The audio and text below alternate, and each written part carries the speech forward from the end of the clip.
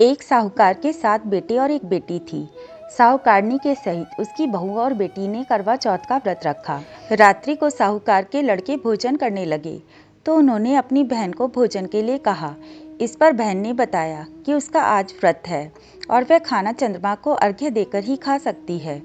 सबसे छोटे भाई को अपनी बहन की हालत देखी नहीं गई और वह दूर पेड़ पर एक दीपक जलाकर छलनी की ओट में रख देता है, जो ऐसा प्रतीत होता है जैसे चतुर्थी का चांद हो। बहन ने अपनी भाभी से भी कहा कि चंद्रमा निकल आया है, व्रत खोल लें, लेकिन भाभीियों ने उसकी बात नहीं मानी और व्रत नहीं खोला।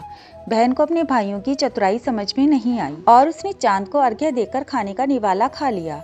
जैसे ही वह पहला टुकड़ा मुंह में डालती है, उसे छींक आ जाती है। दूसरा टुकड़ा डालती है तो उसमें बाल निकल आता है और तीसरा टुकड़ा मुंह में डालती है तभी उसके पति की मृत्यु का समाचार उसे मिलता है। वह बेहद दुखी हो जाती है। उसकी भाभी सच्चाई बताती हैं कि उसके साथ ऐसा क्यों हुआ।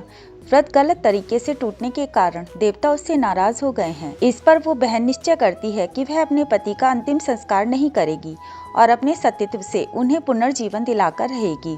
शोकातुर होकर वह अपने पति के शव को लेकर 1 वर्ष तक बैठी रही और उसके ऊपर उगने वाली घास को इकट्ठा करती रही। उसने पूरे साल की चतुर्थी का व्रत किया और अगले साल कार्तिक कृष्ण चतुर्थी फिर से आने पर उसने पूरे विधि विधान से करवा चौथ का व्रत किया। शाम को सुहागन स्त्रियों से अनुरोध करती है कि यम सुई ले लो, पीएस सुई दे दो, मुझे भी अपनी जैसी सुहागन बना दो, जिसके फलस्वरूप करवा माता और गणेश जी के आशीर्वाद से उसका पति पुनः जीवित हो जाता है।